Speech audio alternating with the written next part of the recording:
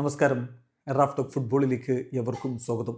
Brazilian super താരം Neymar junior ഇല്ലാതെ Santos വല്ലാതെ വിയർക്കുന്ന കാഴ്ചയാണല്ലോ നമ്മളിപ്പോൾ കണ്ടുകൊണ്ടിരിക്കുന്നത്. നെയ്മർ എന്നും മടങ്ങി വരും? അദ്ദേഹത്തിൻ്റെ ആരാധകർ ചോദിക്കുന്ന ചോദ്യമാണ്. അതിനുള്ള ഉത്തരം ഇപ്പോൾ പുറത്തേക്ക് വരുന്നുണ്ട്. ബ്രസീലിയൻ മാധ്യമങ്ങൾ വിവരം പുറത്തുവിടുന്നു. ലൂക്കാസ് മൊസറ്റിയെ ഉദ്ധരിച്ചവർ പറയുന്നത് എങ്ങനെയാണ്? നെയ്മർ ഇപ്പോൾ തിരിച്ചുവരവിൽ ഫുള്ളി ഫോക്കസ്ഡ് ആണ്.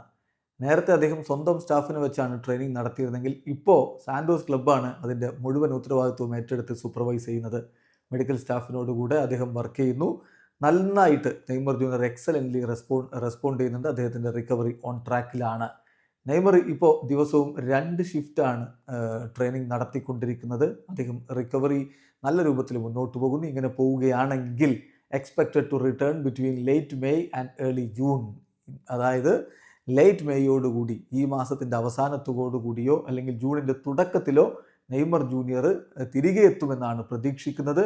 അദ്ദേഹത്തിൻ്റെ കണ്ടീഷൻസ് കൃത്യമായിട്ട് അസസ് ചെയ്തുകൊണ്ടിരിക്കുകയാണ് എന്നാണ് റിപ്പോർട്ട്. അങ്ങനെ ജൂണിൻ്റെ തുടക്കത്തിൽ മടങ്ങി വരാൻ പറ്റുകയാണെങ്കിൽ ബ്രസീലിൻ്റെ അന്താരാഷ്ട്ര മത്സരങ്ങൾക്കുള്ള സ്ക്വാഡിൽ അദ്ദേഹത്തെ ഉൾപ്പെടുത്തുമോ എന്നുള്ളതാണ് ഇനി ആരാധകർ ഉറ്റുനോക്കുന്നത്. എന്തായാലും നെയ്മർ ജൂനിയർ അദ്ദേഹത്തിൻ്റെ സാന്റോസുമായുള്ള കോൺട്രാക്റ്റിൻ്റെ അവസാന ഘട്ടത്തിലേക്ക് കടന്നിരിക്കുകയാണ്. അവിടെ അദ്ദേഹം എക്സ്റ്റെൻഡ് ചെയ്യുമോ എന്നുള്ളതും ഇനി അറിയേണ്ടതുണ്ട്. വീഡിയോ അവസാനിക്കുന്നു.